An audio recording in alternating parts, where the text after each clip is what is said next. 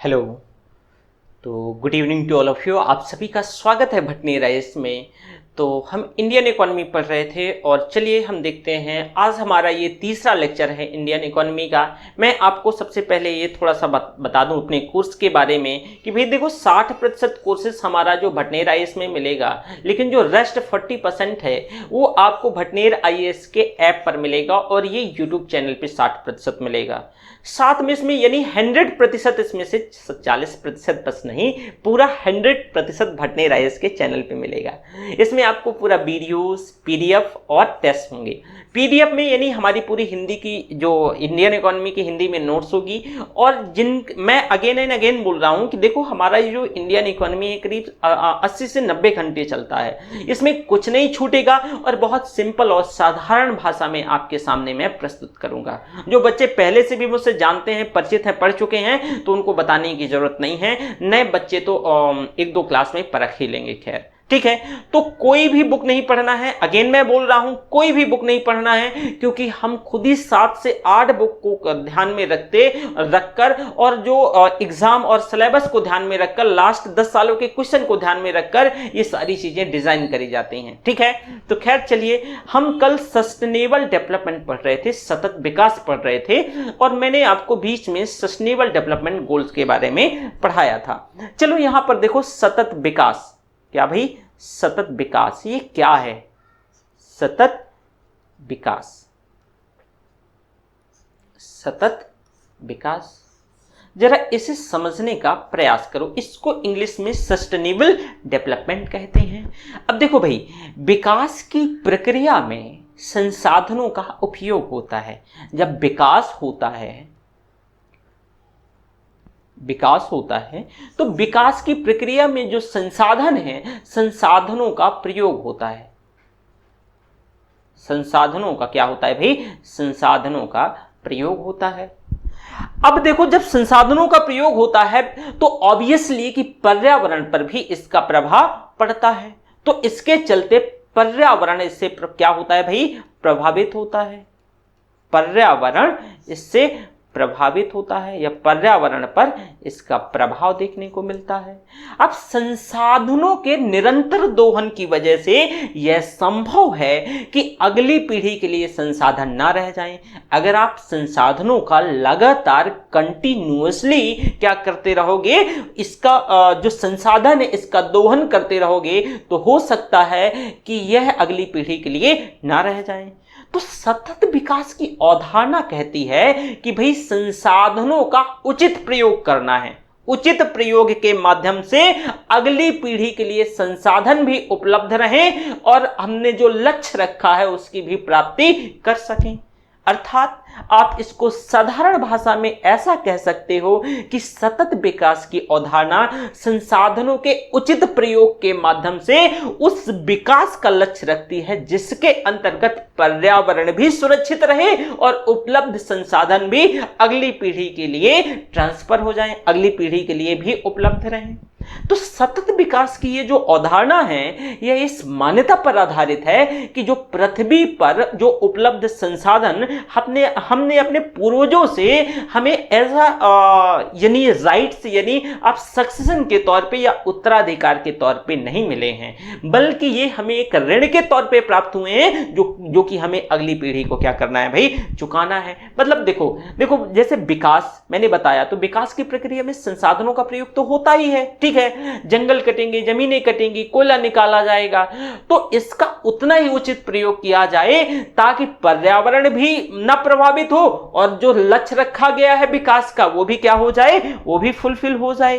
तो सतत विकास की अवधारणा यही तो कह रही है कि आप संसाधनों का उचित प्रयोग करो और ताकि अगली पीढ़ी को भी ये संसाधन उपलब्ध रहे और आपका जो लक्ष्य रखा है आपने विकास का वो भी पूरा हो जाए। तो कहा जाता है कि भाई ये जो संसाधन है हमें जो हमारे पूर्वजों से मिला है, ये एक्चुअल में कोई उत्तराधिकार के तौर पे नहीं, बल्कि हम इसे ऋण के तौर पे समझे, जो कि हमें अगली पीढ़ी को क्या करना है भाई? चुकाना है, अदा करना है। ठीक है, तो ये तो क्या रहा? सतत विकास रहा।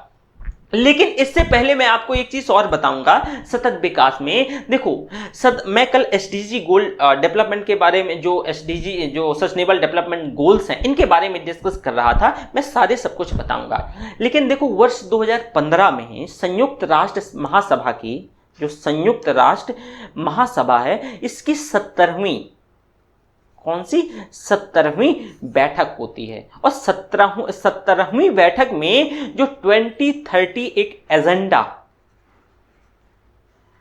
एक एजेंडा रखा जाता है, 2030 सतत विकास के लिए एक एजेंडा रखा जाता है, जो कि इसके सदस्य देश हैं। इस एजेंडा में कहा जाता है कि भाई 17 एसडीजी सस्टेनेबल डेवलपमेंट गोल, यानी जो विकास लक्ष्य अर्थात एसडीजी सस्टेनेबल डेवलपमेंट गोल्स जो हैं वो रखे गए, और 169 जो हैं प्रयोजन अंगीकृत किए गए हैं। इसमें से 169 प्रयोजन अंगीकृत किए गए हैं। अब देखो भाई क्या है सतत विकास। सतत विकास को अभी मैंने बताया, लेकिन फिर भी इसको थोड़ा सा और यहां पे अब जोड़ पाएंगे, समझ पाएंगे। देखो भैया सतत विकास की अगर हम बात करें तो पर्यावरण और विकास पर जो है विश्व आयोग 1983 में, 1983 में, कौन, पर्यावरण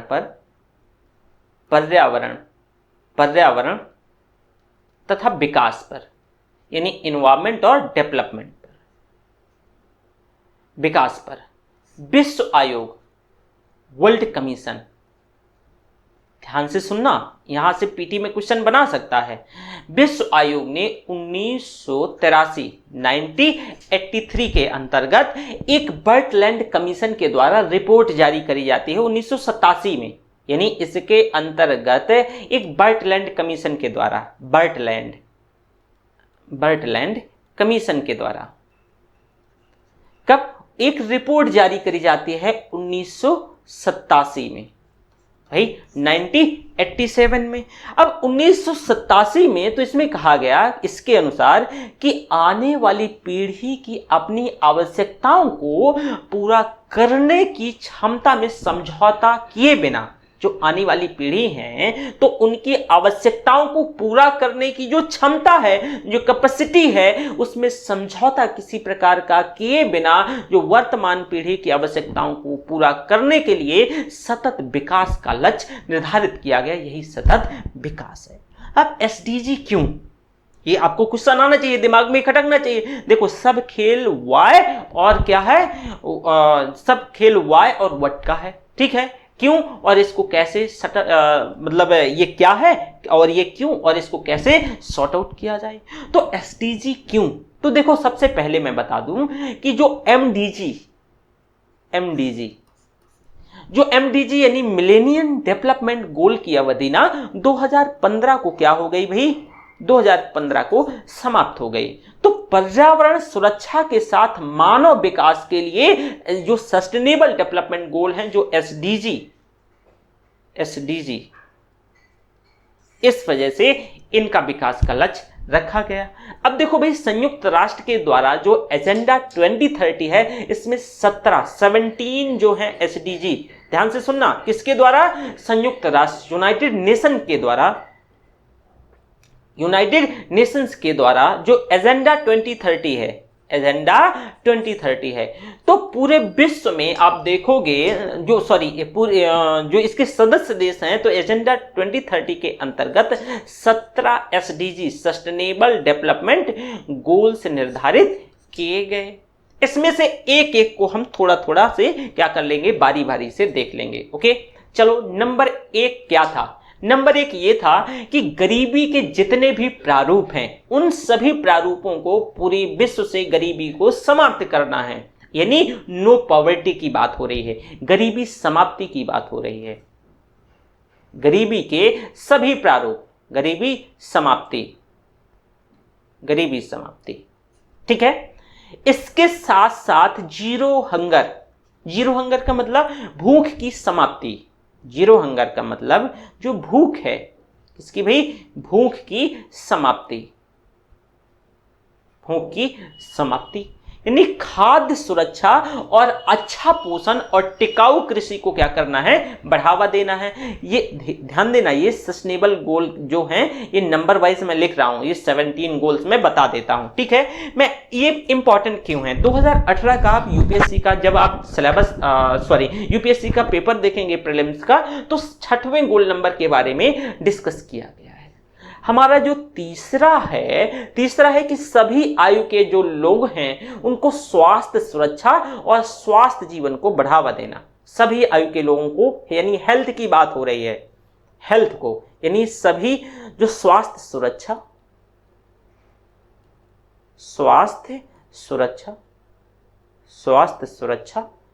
और स्वस्थ जीवन को बढ़ावा देना। स्वस्थ जीवन को क्या करना, स्वस्थ जीवन को बढ़ावा देना। चौथा है समावेशी और न्याय संगत गुणवत्ता, यानी क्वालिटी एजुकेशन, गुणवत्ता युक्त शिक्षा,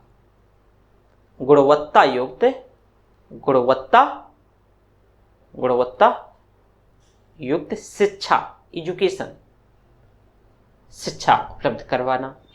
पांचवा है जेंडर इक्वेलिटी, यानी लैंगिक समानता, लैंगिक समानता की बात है, यानी लिंग के आधार पे किसी के साथ भेदभाव नहीं किया जाएगा, लैंगिक समानता, ठीक है। तो अगर हम लैंगिक समानता की बात करते हैं तो ये जो गोल नंबर 5 में लैंगिक समानता की बात करी गई है। महिलाओं और लड़कियों को एम्पावर करना है, महिलाओं और लड़कियों को सशक्त बनाना है। इसके साथ साथ अगर हम बात करें तो जो अगला हमारा गोल है, गोल नंबर 6, सभी के लिए स्वच्छ पानी और जो सतत प्रबंधन की उपलब्धता, सभी के लिए क्लीन वाटर, सभी के लिए स्वच्छता और पानी के सतत प्रबंधन, स्वच्छता और पानी का सतत प्रबंधन सुनिश्चित किया जाए। ये गोल नंबर 6 है। हम 6 गोल देखें, 7वां गोल देखो भाई। 7वां है सस्ती और विश्वसनीय, टिकाऊ और आधुनिक ऊर्जा, यानी कौन सी एनर्जी की बात हो रही है, रिन्यूएबल एनर्जी की बात हो रही है, रिन्यूएबल एनर्जी, यानी सस्ती, टिकाऊ और विश्वसनीय, जो कि किसी भी प्रकार के ऐसे, मतलब जो एनर्जी है वो ऐसे ना क्रिएट करी जाए, ना एनर्जी जनरेट करी जाए ताकि जो संसाधन है उनको क्या हो सके या फिर उनको हानि हो सके। तो रिन्यूएबल एनर्जी की बात हो रही है, किसकी, रिन्यूएबल एनर्जी। Goal number 8। अब देखो, सभी के लिए निरंतर समावेशी और सतत आर्थिक विकास, यानी इकोनॉमिक डेवलपमेंट, सस्टेनेबल डेवलपमेंट और इकोनॉमिक डेवलपमेंट। ध्यान से सुनना, सस्टेनेबल, समावेशी और सतत विकास। यहां पूर्ण और उत्पादक रोजगार बेहतर को क्या करना है, रोजगार को बढ़ावा देने की बात हो रही है। जो गोल नंबर 9 है, गोल नंबर 9वां, लचीले बुनियादी ढांचे, समावेशी और सतत औद्योगिकरण को बढ़ावा देना। लचीला बुनियादी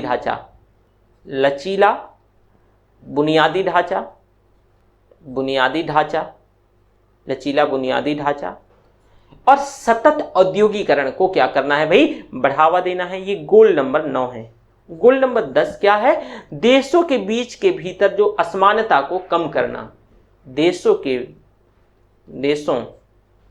के जो भीतर है, जो बीच के भीतर है, देशों के बीच जो असमानता है उसको क्या करना है भाई, असमानता को कम करना है, खत्म करना है। अगला है सुरक्षित, लचीला और टिकाऊ शहर और मानव बस्तियों का निर्माण। सुरक्षित और लचीला, यानी एक अच्छी बस्ती, टिकाऊ शहर का निर्माण, सुरक्षित और टिकाऊ शहर का निर्माण। तो ये तो गोल नंबर कितना हो गया भाई, 11। गोल नंबर 12 क्या कह रहा है, स्थायी खपत और उत्पादन पैटर्न को क्या करना है, सुनिश्चित करना है। स्थायी खपत और जो उत्पादन पैटर्न को सुनिश्चित करना है। गोल नंबर जो 13 है वो जलवायु परिवर्तन और उसके प्रभाव से निपटने के लिए तत्काल कार्यवाही। तो जलवायु परिवर्तन और इसके जो प्रभाव हैं इनसे निपटने के लिए तत्काल कार्यवाही। गोल नंबर 14 मैं भी बताऊंगा इंपॉर्टेंट क्या है, इंपॉर्टेंट तो सभी हैं लेकिन फिर भी आपको उसमें से इंपॉर्टेंट मैं बता दूंगा। सॉरी, अब देखो स्थायी सतत विकास के लिए जो महासागर हैं, जो समुद्र हैं और समुद्री संसाधनों का संरक्षण और उनका क्या करना, उनका उपयोग करना है। तो समुद्री जो संसाधन है, समुद्री संसाधनों का संरक्षण। अगला हमारा गोल नंबर 15वां है कि सतत उपयोग को बढ़ावा देना। सतत उपयोग को बढ़ावा देने वाले जो स्थलीय पारिस्थितिकी प्रणाली जैसे सुरक्षित जंगल हो गए, भूमि क्षरण, जैव विविधता के बढ़ते नुकसान को क्या करना है, रोकने का प्रयास करना है। तो जैसे सुरक्षित जंगल मतलब जंगल पे ध्यान देना है हमें, इसके साथ भूमि क्षरण को रोकना है, और हमें विविधता के बढ़ता जो विविधता को जो नुकसान पहुंचा रही है चीजें, उसको भी इसमें से क्या करना है, हमें शामिल करना है। गोल नंबर जो 16 है, सतत विकास के लिए जो वैश्विक भागीदारी को पुनर्जीवित करना है। वैश्विक भागीदारी को, सतत सस्टेनेबल डेवलपमेंट के लिए वैश्विक जो भागीदारी है, वैश्विक भागीदारी को क्या करना है भाई, वैश्विक भागीदारी को बढ़ाना है। फिर अगला है हमारा, ये हो गए आपके जितने भी गोल हैं, ये हो गए आपके सारे गोल। अच्छा, इसमें से एक गोल रह गया है ना, आपका एक गोल जो रह गया है बता दूं, इसमें से जैसे इसी के अंतर्गत ये आपका 17वां है जो वैश्विक भागीदारी को यानी सतत विकास और वैश्विक भागीदारी को पुनर्जीवित करना है। लेकिन जो नंबर 16 है, इसमें से जो नंबर 16 है, सतत विकास सस्टेनेबल डेवलपमेंट के लिए शांतिपूर्ण और समावेशी समितियों को क्या करना है भाई, बढ़ावा देना है। ठीक है, तो ये गोल नंबर 17 है। और जो गोल नंबर 16 में मैंने बताया कि भाई शांतिपूर्ण और समावेशी समितियों को, शांतिपूर्ण और समावेशी समितियों को, और समावेशी समितियों को क्या करना है भाई, बढ़ावा देना है। ठीक है, तो ये आपने चीजों को क्या किया, देखा, समझा। उम्मीद करता हूं इसके अंतर्गत अब कोई चीज आपकी नहीं रह गई होगी। चलो इसके आगे देखो जरा, मैंने कल आपको क्या बताया था कि व्हाट इज द इकोनॉमिक्स, और इकोनॉमिक्स के साथ साथ मैंने उसका क्लासिफिकेशन बताया था, माइक्रो इकोनॉमी और मैक्रो इकोनॉमी। अब आज हमें देखना है कि इकोनॉमी क्या। देखो, इकोनॉमिक्स और इकोनॉमी में डिफरेंट होता है, इकोनॉमिक्स और इकोनॉमी में डिफरेंट होता है। मैंने आपको कल की ही क्लास में, जहां तक मुझे याद आ रहा है, मैंने आपको कल की ही क्लास में बताया था, परसों की क्लास थी शायद हमारी, नहीं परसों तो हमारी नहीं, कल की ही क्लास में मैंने बताया था कि देखो इकोनॉमी के मैंने जो इसका क्लासिफिकेशन है उसके भी बारे में मैंने आपको डिटेल से डिस्कस किया था। इसके साथ साथ मैंने आपको ये बताया था कि भाई जो इकोनॉमी है एक्चुअल में आप देखोगे कि जैसे कि जो अर्थव्यवस्था है और जो अर्थशास्त्र है, इसमें एक माइनर डिफरेंट भी है। माइनर डिफरेंट जब आप पढ़ रहे थे, जब हमारी कल की क्लास थी, तो कल की क्लास में मैं समझाते वक्त आपको एक चीज बताया था कि भाई अर्थशास्त्र की विषय वस्तु अर्थव्यवस्था है। दोबारा सुनना, अर्थशास्त्र की विषय वस्तु अर्थव्यवस्था है, और इसी के चलते वस्तु और सेवाओं का जो वितरण है और उपभोग है, तो इसी से ही अर्थव्यवस्था का निर्माण होता है, इसी से अर्थव्यवस्था का निर्माण होता है। खैर इसको देख लो, आप इसको थोड़ा सा डिटेल से देख लो, है ना।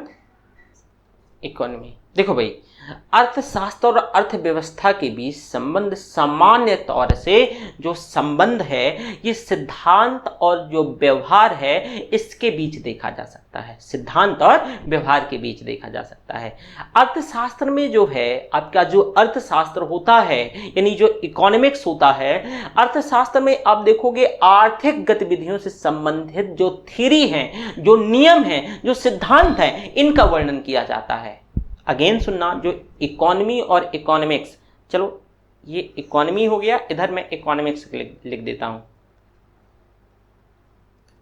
इकोनॉमिक्स यानी अर्थशास्त्र। अर्थशास्त्र कल इसे हालांकि समझाया था कि इकोनॉमिक्स है क्या, लेकिन फिर देखो अर्थशास्त्र में ये जो अर्थशास्त्र है इसमें जो आर्थिक गतिविधियां हैं, आर्थिक जो गतिविधियों से जो संबंधित सिद्धांत, आर्थिक गतिविधियों से संबंधित जो सिद्धांत नियम हैं, जो सिद्धांत हैं, जो नियम हैं, जो सिद्धांत हैं, जो नियम हैं, इन सभी का वर्णन किया जाता है। इन सभी का क्या होता है भाई? वर्णन होता है। इन सभी का वर्णन किया जाता है।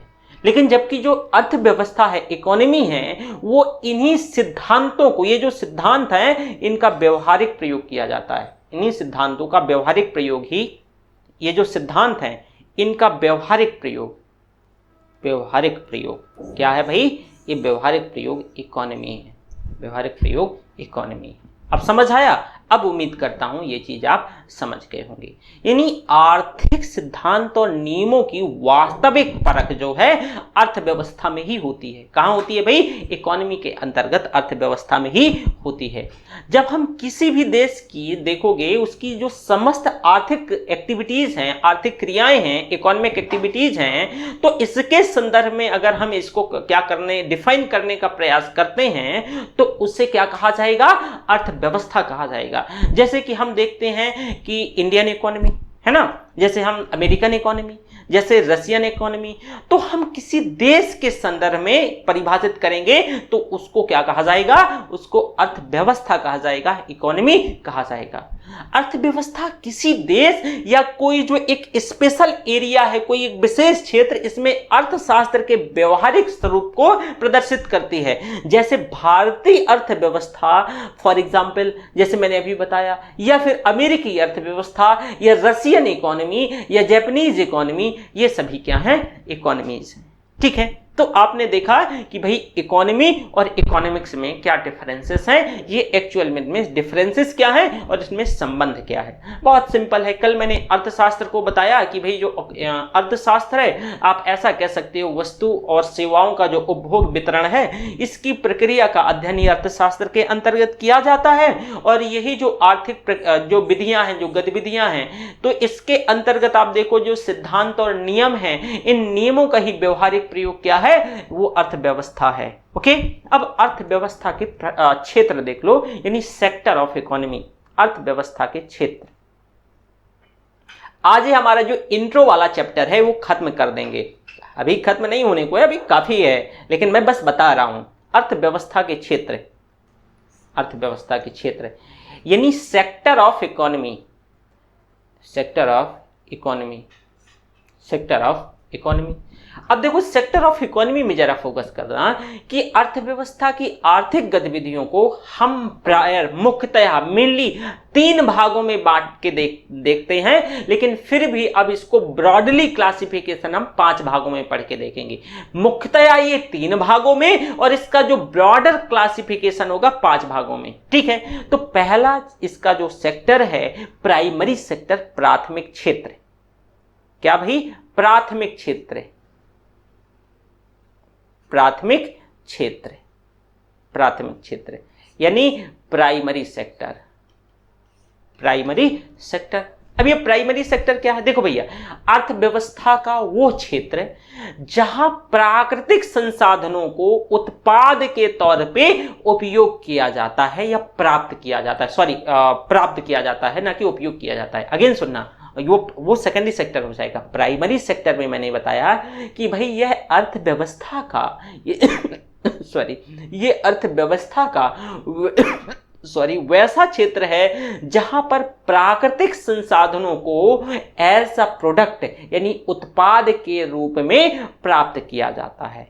इसके अंतर्गत अर्थव्यवस्था के प्राकृतिक क्षेत्रों की ऑडिटिंग, जो लेखांकन भी किया जाता है, तो वैसे क्षेत्रों को प्राइमरी सेक्टर या प्राथमिकता वाले क्षेत्र कहा जाता है। अगेन सुनना भैया, बहुत सिंपल और बहुत साधारण तरीके से, जो प्राइमरी सेक्टर है, जो प्राथमिक क्षेत्र है, इसके अंतर्गत यहां से ये वैसा क्षेत्र है जहां प्राकृतिक संसाधनों को उत्पाद के तौर पे, जो हमारे प्राकृतिक संसाधन है, जो प्राकृतिक संसाधन है, संसाधन हैं, संसाधनों को उत्पाद के तौर पे प्राप्त किया जाता है, उत्पाद के तौर पर प्राप्त किया जाता है, तौर पर प्राप्त किया जाता है। तो इसी को क्या कहते हैं? उत्पाद के तौर पे प्राप्त किया जाता है, किया जाता है। इसी को क्या कहते हैं? प्राइमरी सेक्टर कहते हैं। अब जैसे इसमें से एग्रीकल्चर और इससे रिलेटेड जो एनिमल हस्बेंड्री, ये जो सारी चीज है, जो संबद्ध क्षेत्र, फॉर एग्जांपल प्राइमरी क्षेत्र में क्या क्या आएगा? जैसे एग्रीकल्चर और उससे रिलेटेड जो एरिया है, agriculture and it's related areas. इसके साथ साथ इसमें से वानिकी, वानिकी, हॉर्टिकल्चर, इसमें से फिशरीज, मत्स्य पालन, मत्स्य पालन, माइनिंग यानी खनन, क्या भाई? खनन। तो एग्रीकल्चर यानी कृषि, वानिकी, मत्स्य पालन, खनन, ये किसका? प्राथमिक क्षेत्र का उदाहरण है, प्राथमिक क्षेत्र का उदाहरण है। तो इसको प्राथमिक क्षेत्र कहते हैं। दूसरा देखो सेकेंडरी सेक्टर या द्वितीयक क्षेत्र है, द्वितीयक, द्वितीयक क्षेत्र। अब द्वितीयक क्षेत्र में थोड़ा सा फोकस करेंगे। देखो ये अर्थव्यवस्था का वो क्षेत्र है जहां प्राथमिक क्षेत्र के उत्पादों को अपनी गतिविधियों में कच्चे माल की तरह प्रयोग किया जाता है। दोबारा सुनना भैया, प्राइमरी सेक्टर था, वहां से प्राकृतिक जो है संसाधनों को हम उत्पाद के तौर पे प्राप्त करते थे, यही कर रहे थे ना। प्राथमिक क्षेत्र था, हम जो हमारे जो प्राथमिक क्षेत्र में जो हमारे नेचुरल रिसोर्सेस हैं उनको उत्पाद के तौर पे हमने रिसीव कर लिया, प्राप्त कर लिया, ठीक है। अब ध्यान से सुनना, लेकिन जो द्वितीय क्षेत्र है वो क्या है? द्वितीय क्षेत्र अर्थव्यवस्था का वैसा क्षेत्र है जो प्राथमिक क्षेत्र के उत्पादों को, प्राथमिक क्षेत्र का जो उत्पाद था, अपनी गतिविधियों में कच्चे माल की तरह उपयोग करता है। इसको द्वितीय क्षेत्र या सेकेंडरी सेक्टर कहा जाता है, द्वितीय क्षेत्र या सेकेंडरी सेक्टर कहा जाता है। मान लो, इसको और साधारण भाषा में समझो, इसके अंतर्गत अर्थव्यवस्था के प्राथमिक क्षेत्र के उत्पादों के प्रयोग से जो चीजें बनाई जाती हैं, विनिर्मित वस्तुओं के उत्पाद को ही हम द्वितीय क्षेत्र के अंतर्गत कंसीडर करेंगे। प्राथमिक क्षेत्र आपने बनाया, प्राथमिक क्षेत्र की वस्तुओं को क्या किया? आपने अपनी गतिविधियों में शामिल करके उसको क्या कर लिया? विनिर्मित कर दिया। फॉर एग्जाम्पल, जैसे कि प्राइमरी सेक्टर का उत्पाद मान लो कि जैसे आपने क्या किया? पैडी, पैडी या फिर आप मक्का, चलो ले लो। अब मक्का को आपने क्या किया? अपनी गतिविधियों में शामिल करके उसका पॉपकॉर्न बना दिया, उसका पॉपकॉर्न बना दिया। तो मक्का जो था, आपने उसको प्राकृतिक संसाधनों के तौर पे रिसीव किया था, प्राप्त किया था, और उसी का प्रयोग करके प्राथमिक क्षेत्र के जो उत्पाद हैं अपनी गतिविधियों में उसको क्या है? थोड़ा मोड़ा मॉडिफाई करके विनिर्मित वस्तुओं के उत्पाद के तौर पे आपने कन्वर्ट कर दिया, मैन्युफैक्चर्ड गुड्स बना दिए जो भी है। तो ये क्या कहेंगे? द्वितीय सेक्टर यानी सेकेंडरी सेक्टर के अंतर्गत इसको कंसीडर किए जाएंगे। इसी वजह से इसको औद्योगिक क्षेत्र भी कहा जाता है। भाई इंडस्ट्री में क्या होता है? कोई चीज आपने रॉ मटेरियल लाया और उसका आपने स्वरूप बदल दिया, आपने उसका क्या कर दिया? स्वरूप बदल दिया। तो ये सेकेंडरी सेक्टर या फिर इसको इंडस्ट्रियल सेक्टर भी कहा जाता है, इंडस्ट्रियल सेक्टर कहा जाता है। इसमें से क्या क्या चीजें शामिल होती हैं? एक मिनट, ओके, इरेज कर ले थोड़ा। अब जैसे अब द्वितीय क्षेत्र में तो क्या क्या चीजें, जैसे विनिर्माण, विनिर्माण, निर्माण, निर्माण, इसका एग्जाम्पल बता रहा हूं और तो मैंने बस समझा दिया। जो गैस, विद्युत आपूर्ति, विद्युत आपूर्ति, ये सारी चीजें ना, विद्युत आपूर्ति, ये सारी चीजें भी इंडस्ट्रियल सेक्टर या द्वितीय क्षेत्र के अंतर्गत कंसीडर की जाती हैं, सेकेंडरी सेक्टर के अंतर्गत आती हैं। तीसरा हो गया तृतीयक क्षेत्र, तृतीयक क्या है? टर्सरी सेक्टर, तृतीयक, तृतीयक क्षेत्र, टर्सरी सेक्टर। ये भाई तृतीयक क्षेत्र को जरा समझो, टर्सरी सेक्टर को जरा समझो।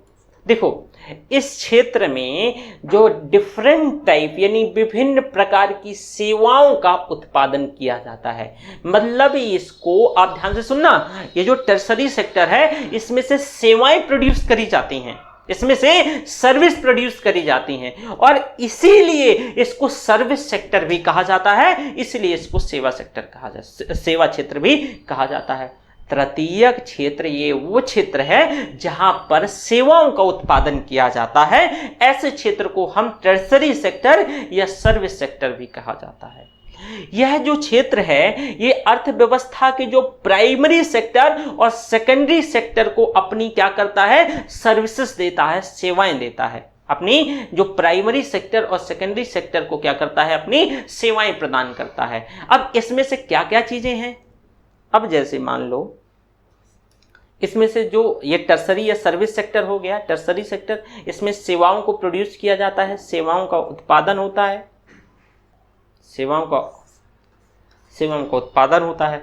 तो इसमें से क्या क्या है, क्या क्या चीजें शामिल होती हैं, जैसे व्यापार हो गया भाई, व्यापार हो गया, रेस्तरां यानी रेस्टोरेंट हो गया, होटल हो गया, परिवहन हो गया, संचार हो गया, ये सभी तो सेवाएं ही है ना, ये सभी देखो सेवाएं हैं और ये सेवाएं कहां दी जा रही हैं, प्राइमरी और सेकेंडरी सेक्टर को ही दी जा रही हैं, ये सभी प्राइमरी और सेकेंडरी सेक्टर को ही दी जा रही हैं। तो ये टर्सरी सेक्टर है। ओके, अगला इसमें से देखो और भी चीजें शामिल होती हैं, जैसे रियल एस्टेट हो गया, रियल एस्टेट का बिजनेस है, जैसे हेल्थ हो गया, और भी बहुत सारी सेवाएं हैं। फाइनेंस जो सर्विसेज हैं जैसे कि बैंकिंग हो गया, बीमा हो गया, इंश्योरेंस, ये सारी चीजें एक बार state civil service UP PCS 2016 में पूछा गया था कि भाई जो है ये वित्तीय जो सेवाएं होती हैं वो कौन से सेक्टर के अंतर्गत, किस क्षेत्र के अंतर्गत कंसीडर करी जाती हैं। तो ये ध्यान रखना है, जो आपको फाइनेंशियल सर्विसेज होती हैं, चाहे वो कोई भी हो, चाहे बैंकिंग सर्विसेज हो या इंश्योरेंस सर्विसेज हो या फिर कोई भी शेयर मार्केट से संबंधित, सभी को किसमें कंसीडर किया जाएगा, सभी को टर्सरी सेक्टर में कंसीडर किया जाएगा। अगला होता है क्वाटरनरी सेक्टर। देखो मुख्यतः तो हम जान लिए, लेकिन चलो ये चौथा यानी जो क्वाटरनरी सेक्टर है, चतुर्थक क्षेत्र और पंचक क्षेत्र हम देख लेंगे। चतुर्थक क्षेत्र देखो भाई, चतुर्थक क्षेत्र, आपने ना, आपको याद होगा कि आपने मतलब मास्टर साहब जब भी आपने कहीं पढ़ा होगा तो आपको 3 प्रॉपरली क्षेत्र बताए गए होंगे। ठीक है, हम चतुर्थक क्षेत्र भी आपसे डिस्कस कर लेते हैं। क्वाटरनरी सेक्टर, देखो भैया चतुर्थक क्षेत्र जो है तृतीयक क्षेत्र का एक क्या है, विकसित रूप है। अगेन सुनना, चतुर्थक क्षेत्र जो टर्सरी सेक्टर का, यह एक विकसित क्या है, यह एक विकसित रूप है, यह एक विकसित रूप है। मतलब क्या है विकसित रूप का, इसमें जो नॉलेज पर आधारित, जो ज्ञान क्षेत्र से संबंधित, जो नॉलेज पे आधारित, जो नॉलेज बेस्ड सर्विसेज होती हैं वो शामिल करी जाती हैं। ध्यान से सुनना, इस चतुर्थक क्षेत्र के अंतर्गत तो वो सर्विसेज शामिल होती हैं जिसमें से नॉलेज की जरूरत होती है, जिसमें से नॉलेज की जरूरत होती है, जिसमें से आप देखोगे कि बहुत ऐसी सारी सेवाएं हैं जिसमें से बिना नॉलेज के, इसमें बहुत सारी, जैसे कि पोर्टफोलियो प्रबंधक हो गया, कर प्रबंधक हो गया, म्यूचुअल फंड प्रबंधक हो गया, ठीक है, सांख्यिकी स्टैटिस्टिशियंस हो गया, सॉफ्टवेयर डेवलपर्स हो गए, जो रिसर्चर्स हो गए, ये सभी ना जो आपका क्वाटरनरी सेक्टर है चतुर्थक क्षेत्र के अंतर्गत शामिल किया जाता है। आ गया ना समझ में। देखो ये भी, यहां भी तो सेवाएं ही प्रोड्यूस हो रही हैं, लेकिन कौन सी सेवाएं, जो नॉलेज पे बेस्ड हो, जो नॉलेज पे बेस्ड हो। टर्सरी सेक्टर में सामान्य सेवाएं थी, लेकिन यहां पे नॉलेज बेस्ड सेवाएं हैं। अब देखो जो अपने क्षेत्र में क्या है, एक्सपर्ट है। अब जैसे कि आप सॉफ्टवेयर तो ऐसे नहीं डेवलप कर लोगे, उसके लिए स्पेशलाइजेशन होता है। स्टैटिस्टिशियन जो है, सांख्यिकीविद, ऐसे तो नहीं आपने मतलब कर लिया होगा, तो उसके लिए प्रॉपर एक नॉलेज की जरूरत होती है। उसके लिए मतलब उन्नत किस्म की विशेषीकृत सेवाएं इसमें से शामिल होती हैं। यह टर्सरी सेक्टर का ही विकसित रूप है। ये सारा नोट्स में मिल जाएगा, परेशान नहीं होना है। हाँ चलो, पंचक क्षेत्र देखो, पंचक क्षेत्र देखो, इसका मैंने उदाहरण बता दिया है चौथावें का, ठीक है, चतुर्थक क्षेत्र का, जैसे कि तकनीकी कौशल पे आधारित, जैसे कि मैनेजर हो गया, बैंक का मैनेजर हो गया, पोर्टफोलियो मैनेजर हो गया, जो टैक्सेशन मैनेजर हो गया, ये सभी ना उस पे स्किल पे आधारित हैं। अगला पंचक क्षेत्र, देखो पंचक क्षेत्र में उस उच्च किस्म की सेवाएं से ये संबंधित है। चौथे और पांचवें बहुत डिफरेंट नहीं है, इसमें से बहुत ही उच्च क्लास की जो सेवाएं होती हैं, उच्च किस्म की सेवाएं इसमें से शामिल होती हैं, सेवाएं शामिल होती हैं, उच्च किस्म की इसमें से सेवाएं शामिल होती हैं। अब उच्च किस्म की सेवाओं में जैसे कि फॉर एग्जांपल देख लो ना, ऐसे पंचक क्षेत्र में उच्च किस्म की सेवाएं शामिल होती हैं, जैसे कानूनी सलाहकार, जैसे मान लो एडवोकेट, इसमें से बहुत है टेक्निकल, अगर थोड़ा सा आपने देखा होगा कि अगर आपका लॉयर बहुत है टेक्निकल, बहुत ही जानकार है, तो कई बार आप हारते हुए भी जीत जाते हैं। तो इसमें बहुत ही स्पेशलाइजेशन होना चाहिए। जैसे साइंटिस्ट इसी में शामिल होते हैं, जैसे कि प्रबंधक, जो बड़े बड़े मैनेजर, उच्च जो प्रबंधक होते हैं, जो रिसर्चर होते हैं, वो पंचक क्षेत्र में शामिल होते हैं। ठीक है, तो ये ध्यान रखना। ये आपने क्या देखा भाई, ये आपने सेक्टर ऑफ इकोनॉमी को पढ़ा, यानी जो सेक्टर हैं, जो क्षेत्र हैं इकोनॉमी के, आपने इसको डिटेल में, जो आपका पहला प्राइमरी सेक्टर, सेकेंडरी और ये सारे सेक्टर को आपने डिटेल से समझने का प्रयास किया, जो सेक्टर ऑफ इकोनॉमी है। उम्मीद करता हूं यहां तक किसी भी बच्चे को कोई डाउट नहीं है। अगर डाउट है ना तो नीचे आपको कमेंट बॉक्स पे, ठीक है, देखो जब आप लाइव मतलब ये प्रीमियर होता है वीडियो, तो वहां आप कमेंट करते हो तो नहीं पता चलता, आप बाहर आके कमेंट बॉक्स में ना कमेंट किया करिए, तो उससे एक मुझे आइडिया लग जाता है, और अगर कोई डाउट होता है तो मैं अगले दिन उसको, उस डाउट को क्लियर करने का प्रयास करूंगा। ठीक है, अब अर्थव्यवस्था का क्लासिफिकेशन देखो, यानी अर्थव्यवस्था का वर्गीकरण, अर्थव्यवस्था का वर्गीकरण क्या भाई, अर्थव्यवस्था का वर्गीकरण, क्लासिफिकेशन, यानी क्लासिफिकेशन या फिर nature of economy, nature of economy देख लो, यानी इसका स्वरूप या फिर प्रकृति, नेचर ऑफ इकोनॉमी या फिर classification of economy, classification of economy. अब जरा यहां पे देखना, देखो जो दुनिया है, संसार है, विश्व है, विश्व में अर्थव्यवस्था के वर्गीकरण, जो क्लासिफिकेशन है, इसका कोई एक निश्चित पैमाना नहीं है, इसका कोई एक निश्चित मेजरमेंट नहीं है। जैसे विभिन्न अर्थव्यवस्थाओं को भिन्न भिन्न मानदंडों के अकॉर्डिंगली इसको क्लासिफाइड किया जाता है। तो जो इंपॉर्टेंट है, मेजर हम क्लासिफिकेशन इसमें से समझने का प्रयास करेंगे।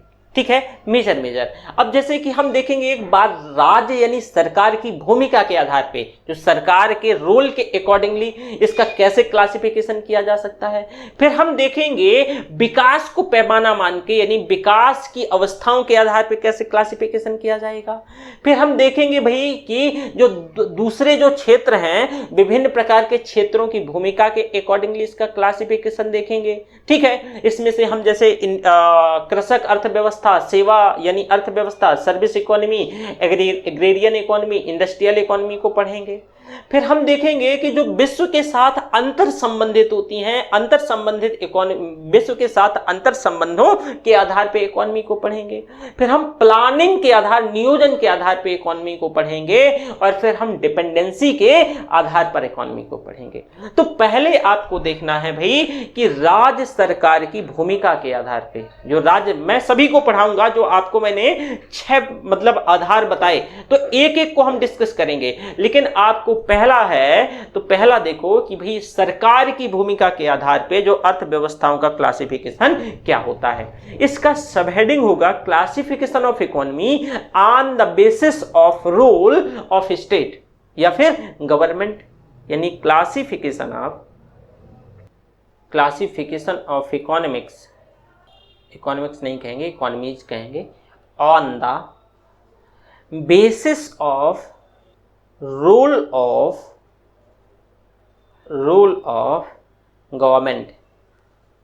गवर्नमेंट। ठीक है, अब देखो भाई इसमें से यानी जो सरकार है, सरकार की भूमिका के आधार पे अर्थव्यवस्थाओं का क्लासिफिकेशन, इसमें से आप देखोगे कि इसको हम जो क्लासिफाई मेनली 3 भागों में इसको बांटेंगे। 3 भागों में क्लासिफाई करेंगे।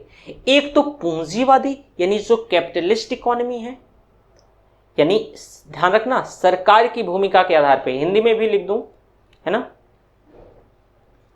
सरकार की भूमिका के आधार पे अर्थव्यवस्था का वर्गीकरण, सरकार की भूमिका के आधार पर अर्थव्यवस्था का वर्गीकरण। चलो अब देखो भाई, जो कैपिटलिस्ट इकोनॉमी, तीनों को हम पढ़ेंगे, हाँ, पूंजीवादी अर्थव्यवस्था, इसको ना नया पेज हम ले लेते हैं, ओके। चलो नंबर फर्स्ट है आपकी पूंजीवादी अर्थव्यवस्था, कैपिटलिस्ट इकोनॉमी, पूंजीवादी भी अर्थव्यवस्था, इसको कैपिटलिस्ट इकोनॉमी बोलते हैं। ये पूंजीवादी अर्थव्यवस्था क्या होती है, जरा इसे पहले समझो। देखो, जिस अर्थव्यवस्था में उत्पादन के साधनों पर निजी स्वामित्व हो, ऐसी अर्थव्यवस्था जिस पर उत्पादन के साधनों पर, जो उत्पादन के साधन हैं, उत्पादन के साधनों पर किसका, निजी हाथ यानी निजी स्वामित्व पाया जाए, निजी स्वामित्व पाया जाए, क्या कहा जाएगा, ऐसी अर्थव्यवस्था को पूंजीवादी अर्थव्यवस्था या कैपिटलिस्ट इकोनॉमी कहा जाएगा। यहां वस्तु और सेवाओं का जो प्रोडक्शन है, क्योंकि किसका प्रोडक्शन होगा, ऑब्वियसली वस्तु और सेवाओं का, गुड्स एंड सर्विसेज का, वस्तु और जो सेवाएं हैं, इनका उत्पादन निजी लाभ के लिए होगा। इनका जो उत्पादन है, क्यों, निजी स्वामित्व है ना, तो निजी लाभ के लिए होगा, ऐसी अर्थव्यवस्था को पूंजीवादी अर्थव्यवस्था ऐसी अर्थव्यवस्था को पूंजीवादी अर्थव्यवस्था कहेंगे। पूंजीवादी अर्थव्यवस्था में वस्तु और सेवाओं के उत्पादन वितरण में सरकार की भूमिका ना के बराबर होती है या बहुत कम होती है, बिल्कुल नहीं होती है, या अगर होती भी है तो बहुत न्यूनतम होती है। निजी जो प्राइवेट सेक्टर है, जो निजी क्षेत्र है, इसके द्वारा जो गुड्स एंड सर्विस है, इनका प्रोडक्शन, इनका डिस्ट्रीब्यूशन किया जाता है। ऑब्वियसली कि कोई अर्थव्यवस्था है तो जो मीन्स ऑफ प्रोडक्शन है, जो उत्पादन के साधन है, उत्पादन के साधन में निजी स्वामित्व होगा, एक निजी व्यक्ति का, एक प्राइवेट व्यक्ति का, तो वह अपने अकॉर्डिंगली जो क्या करेगा, वस्तु और सेवाओं का जो उत्पादन करवाएगा और उन्हीं के अकॉर्डिंगली क्या होगा, वितरण जो है, डिस्ट्रीब्यूशन सुनिश्चित किया जाता है। बाजार का जो शक्ति है, यानी मांग और आपूर्ति द्वारा इसका मूल्य निर्धारण किया जाएगा। यानी जो बाजारी शक्ति है, बाजार की शक्ति के माध्यम से मांग और आपूर्ति, इसका क्या किया जाएगा, मूल्य निर्धारण किया जाएगा, बाजारी जो शक्ति के आधार पे। ठीक है, इसमें से बाजारी जो शक्ति है उसी का रोल होगा, मूल्य कितना आपका घटेगा, कितना बढ़ेगा, उसी के अकॉर्डिंगली डिमांड और सप्लाई ही इसमें मैटर करेगी। ठीक है, जरा समझते जाना, इसको मैं बहुत डिटेल से समझाने का प्रयास कर रहा हूं। अब देखो, पूंजीवादी जो अर्थव्यवस्था है, जो कैपिटलिस्ट इकोनॉमी है, इसमें आर्थिक निर्णय लाभ को मैक्सिमाइज करने के लिए क्या है, इसके उद्देश्य से लिए जाते हैं। ऑब्वियसली कि अगर ए नाम का कोई व्यक्ति है, मान लो कि फॉर एग्जांपल जैसे आप देखो कि रिलायंस ग्रुप, तो रिलायंस ग्रुप की अगर हम बात करें तो रिलायंस ग्रुप जहां भी पैसा लगाएगा तो अपने लाभ को मैक्सिमाइज करने का प्रयास करेगा, अपने लाभ को ज्यादा से ज्यादा अधिकतम करने का उद्देश्य रखेगा। तो पूंजीवादी अर्थव्यवस्था के सबसे बेहतरीन उदाहरणों की अगर हम बात करें तो जैसे कि United states of America, Japan यानी जापान और ब्रिटेन, ये सभी पूंजीवादी अर्थव्यवस्था के उदाहरण हैं। ये सभी पूंजीवादी अर्थव्यवस्था के उदाहरण हैं। ठीक है। अब देखो पूंजीवादी अर्थव्यवस्था की जो एक्चुअल में विचारधारा, इसका कॉन्सेप्ट कैसे डेवलप हुआ। जो पूंजीवादी अर्थव्यवस्था की जो विचारधारा है, एडम स्मिथ की एक बुक थी द वेल्थ ऑफ नेशन, आपने सुना होगा, 1976 में प्रस्तुत करी गई। और श्रम विभाजन पर बल देते हुए एडम साहब ने अर्थव्यवस्था में जो है वो non interference by the government का पॉलिसी अपनाए जाने का समर्थन किया। यानी जो लेजिस्फेयर है, हस्तक्षेप की नीति, लेजिस्फेयर मतलब किसी प्रकार का हस्तक्षेप नहीं होगा। तो इसमें से जो वस्तु और सेवा है, तो उसका जो उत्पादन है, वितरण है, इसकी प्रक्रिया में सरकार का कोई इंटरवेंशन नहीं होगा, सरकार का कोई इंटरफेरेंस नहीं होगा, सरकार का कोई रोल नहीं होगा। इसमें से वही निजी व्यक्ति बाजारी शक्ति के अकॉर्डिंगली मांग और सप्लाई को क्या किया जाएगा, पूरा किया जाएगा। यही पूंजीवादी अर्थव्यवस्था है, यही पूंजीवादी अर्थव्यवस्था है। उम्मीद करता हूं इस पूंजीवादी अर्थव्यवस्था को इतना डिटेल से समझाने के बाद किसी बच्चे का कोई डाउट नहीं होगा। लेकिन इसका कुछ विशेषता क्या है, अब विशेषता तो खुद ही आपको, अब विशेषता इतनी सारी चीज बता दी, लेकिन फिर भी मैं बता देता हूं। देखो भाई, पूंजीवादी अर्थव्यवस्था की विशेषता की बात करें तो निजी संपत्ति का अधिकार है। आप जो निजी संपत्ति का अधिकार है, आपको लाभ का जो मैक्सिमाइज करना, यानी इनका उद्देश्य क्या होता है कि जो प्रॉफिट है उसको आप मैक्सिमाइज करो, लाभ को अधिकतम करो। आर्थिक स्वतंत्रता होती है, आप कहां पैसा लगाते हैं कोई नहीं पूछेगा, तो आर्थिक स्वतंत्रता है, आप कहां पैसा लगाएं इससे कोई फर्क नहीं पड़ता है, कोई आपको इंटरफेरेंस नहीं करेगा, कोई हस्तक्षेप नहीं करेगा। तो अब ऑब्वियसली, अब जरा एक चीज समझना, जब पूंजीवादी अर्थव्यवस्था में उत्पादन के जो साधन हैं, इन पे निजी स्वामित्व का अधिकार होगा। निजी स्वामित्व मतलब इसमें से जो निजी स्वामित्व का अधिकार होगा सॉरी, तो वस्तु और जो सेवा है, वस्तु और सेवाओं के उत्पादन वितरण की प्रक्रिया इसी व्यक्ति के माध्यम से करी जाएगी। अच्छा, इसके माध्यम से करी जाएगी तो इनकी जो डिमांड और सप्लाई के अकॉर्डिंगली होगा। इनका जो मार्केट में जो बाजारी ताकतें हैं, तो बाजारी ताकतों में ये उसके अकॉर्डिंगली इसकी मांग और सप्लाई होगी। तो ऑब्वियसली कि कंपटीशन जो है, जो इसमें जो प्रतियोगिता है उसकी स्थिति बनेगी। कंपटीशन क्या होगा, कंपटीशन बढ़ जाएगा। जब कंपटीशन बढ़ जाएगा तो आप देखोगे कि जो वस्तु और सेवा है, इसकी क्वालिटी, जो इसकी गुणवत्ता है, तो उसकी गुणवत्ता में सुधार देखने को मिलेगा, उसकी गुणवत्ता में सुधार देखने को मिलेगा। तो ये इसकी सभी क्या है भाई, ये इसका विशेषता है पूंजीवादी अर्थव्यवस्था का। उम्मीद करता हूं यहां किसी भी बच्चे को कोई डाउट नहीं है। इसका एग्जाम्पल क्यों भूल जाएं, हम लिख ही देता हूं, है ना। जापान, यूएसए और ब्रिटेन, ये सभी पूंजीवादी अर्थव्यवस्था के क्या है भाई, उदाहरण हैं। उम्मीद करता हूं कोई डाउट नहीं होगा। आगे पूंजीवादी अर्थव्यवस्था आपने देखा, ध्यान से सुनना, ये मैंने क्या बताया भाई, स्टेट के रोल के अकॉर्डिंगली बात कर रहे हैं हम। जो आधार है हमारा, स्टेट के रोल का आधार है, ठीक है, कि सरकारों का आधार मतलब सरकारों के रोल के अकॉर्डिंगली हम इनको क्लासिफाई किए हैं। अब दूसरी है हमारी समाजवादी अर्थव्यवस्था या सोशलिस्ट इकोनॉमी, इसी को स्टेट इकोनॉमी भी कहते हैं, यानी समाजवादी अर्थव्यवस्था, इसको सोशलिस्ट इकोनॉमी, इसी को राज्य, ध्यान से सुनना, राज्य अर्थव्यवस्था या स्टेट, इधर लिख लो, स्टेट इकोनॉमी भी कहते हैं।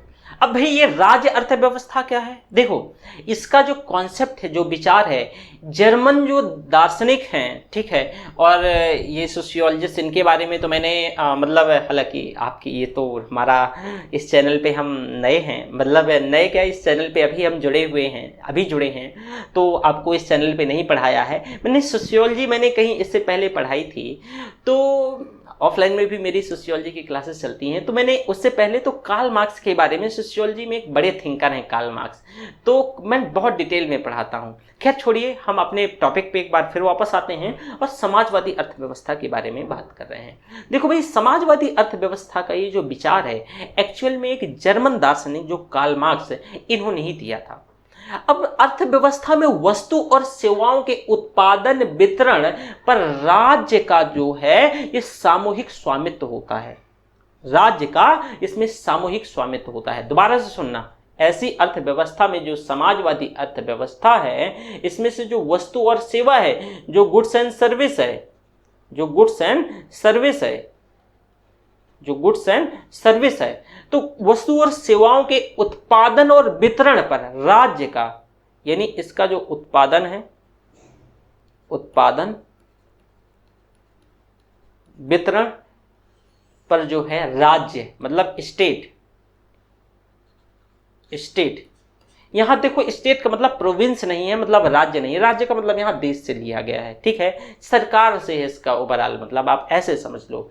और ध्यान रखना पॉलिटी में जब देखो, आपने देखा होगा जब अगर कैपिटल एस लिखा रहता है, स्टेट लिखा रहता है, कैपिटल एस पहले होता है, तो हमेशा इसको क्या बोला जाता है, इसका मतलब होता है देश से। और अगर मान लो स्मॉल एस से स्टेट चालू होता है, तब उसका मतलब राज्य से, प्रोविंस से होता है, ठीक है। तो यहां जो स्टेट है, तो इसका सामूहिक स्वामित्व होता है।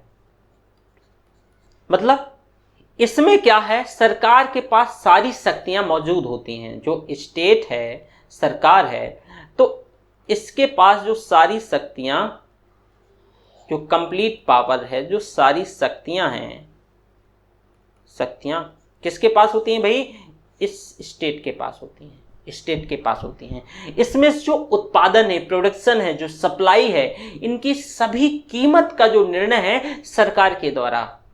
ऑब्वियसली जो वस्तु और सेवा है, जो गुड्स एंड सर्विस है, इनकी कीमत का जो निर्णय है कौन लेगा भाई, क्योंकि सारी शक्ति किसके पास है, इसमें सरकार के पास है, तो कौन लेगा, स्टेट लेगा।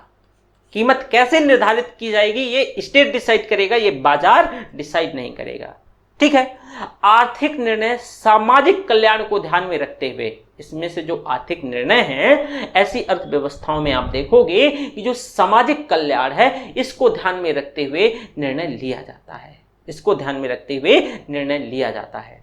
अब ऐसी अर्थव्यवस्थाओं को सामान्यतया केंद्रीकृत नियोजित अर्थव्यवस्था भी कहते हैं। केंद्रीकृत, सेंट्रलाइज्ड है, एक ही जगह, पावर यहां डिस्ट्रीब्यूट नहीं है, केंद्रीकृत है, सेंट्रलाइज्ड है, तो ऐसी अर्थव्यवस्थाओं को केंद्रीकृत नियोजित अर्थव्यवस्था भी कहते हैं। और राज्य अर्थव्यवस्था को अगेन दो भागों में क्लासिफाई किया जा सकता है। ध्यान से सुनना, ये जो राज्य अर्थव्यवस्था है, यानी जो समाजवादी अर्थव्यवस्था है, इसको अगेन दो भागों में बांटा जा सकता है। अब कैसे, जैसे एक मान लो कि एक ऐसे लिख लो, ए नंबर, समाजवादी अर्थव्यवस्था। समाजवादी अर्थव्यवस्था, देखो एक चीज जरा ध्यान से सुन लेना, मैंने अभी यही बताया था ना, जो राज्य अर्थव्यवस्था है, तो राज्य या फिर समाजवादी, तो इसको अगेन दो भागों में बांटेंगे। जैसे एक हो गया समाजवादी अर्थव्यवस्था, और जो बी हो गया, और बी क्या भाई, साम्यवादी अर्थव्यवस्था, साम्यवादी अर्थव्यवस्था। जरा इसे भी थोड़ा सा समझ लो, यह कि समाजवादी अर्थव्यवस्था और साम्यवादी अर्थव्यवस्था में क्या डिफरेंस है। देखो भाई, समाजवादी अर्थव्यवस्था के अंतर्गत ये जो समाजवादी अर्थव्यवस्था है, इस समाजवादी अर्थव्यवस्था के अंतर्गत सभी नागरिकों को वस्तु और सेवाओं का समान वितरण किया जाता है। सभी नागरिकों को इसके अंतर्गत, जो समाजवादी अर्थव्यवस्था है, मान लो कि 10 नागरिक हैं, ए है, बी है, सी है, डी है और ई है, एफ है, मान लो इतने हैं, चलो इतने ही मान लो। तो इनके बीच जो वस्तु और सेवा है, जो वस्तु और सेवा है, इनका जो वितरण होगा वो समान तौर से होगा, समान वितरण होगा भाई। क्या होगा, समान वितरण होगा। जो नागरिकों के बीच, जो देश के नागरिक हैं, सभी नागरिकों के बीच वस्तु और सेवाओं का इक्वल डिस्ट्रीब्यूशन होगा। क्या होगा, इक्वल डिस्ट्रीब्यूशन होगा। तो ये हो गई समाजवादी अर्थव्यवस्था। दूसरा आता है साम्यवादी अर्थव्यवस्था। साम्यवादी अर्थव्यवस्था क्या है, साम्यवादी अर्थव्यवस्था में प्रत्येक व्यक्ति को उसकी आवश्यकता अनुसार कार्य और प्रत्येक को उसकी आवश्यकता अनुसार प्रतिफल, दोबारा सुनना, प्रत्येक व्यक्ति को उसकी क्षमता के अनुसार कार्य लिया जाएगा और उसकी आवश्यकता के अनुसार उसमें संसाधन अर्थात प्रतिफल वितरित किया जाएगा। मतलब कि जैसे ऐसे समझो कि एक व्यक्ति इंजीनियर है, ठीक है। एक जो व्यक्ति बी है ये टीचर है, और व्यक्ति जो सी है ये मान लो कलेक्टर है, ठीक है। तो इनका, अब ये जो इंजीनियर है, हो सकता है सिविल इंजीनियर हो तो अपना पुल बनाने में माहिर हो, तो उसका कार्य लिया जाएगा। टीचर है, पढ़ाने में माहिर हो। कलेक्टर एडमिनिस्ट्रेशन संभालने में माहिर हो, रेवेन्यू जनरेट करने में माहिर हो। तो ऑब्वियसली यहां क्या कहा जाता है कि आप यहां जो साम्यवादी अर्थव्यवस्था में कि जो जिसकी कैपेसिटी है, जो जिसकी क्षमता है, उसके अनुसार ये अपनी सर्विसेज देंगे, अपनी सेवाएं देंगे, अपनी क्षमता के अनुसार। ध्यान से सुनना, अपनी क्षमता के अनुसार, क्षमता के अनुसार क्या करेंगे भाई, ये सर्विसेज देंगे, लेकिन आवश्यकता के अनुसार प्रतिफल मिलेगा। आवश्यकता के अनुसार, आवश्यकता के अनुसार इनको प्रतिफल मिलेगा। मतलब क्या है जरा समझना। यहां पे व्यक्ति सी है, बेशक मान लो कि इसका जो इनकम है, ऐसे समझो कि इसका इनकम ज्यादा होना चाहिए, मान लो ये ज्यादा कार्य कर रहा है, लेकिन इसकी आवश्यकता इन दोनों से कम है, तो उसकी आवश्यकता के अनुसार ही इसको जो डिस्ट्रीब्यूशन, जो प्रतिफल होगा, वैसा डिस्ट्रीब्यूशन इसका उसकी आवश्यकता के अनुसार होगा। ये साम्यवादी अर्थव्यवस्था का क्या है, ये कैरेक्टर है, साम्यवादी अर्थव्यवस्था की विशेषता है।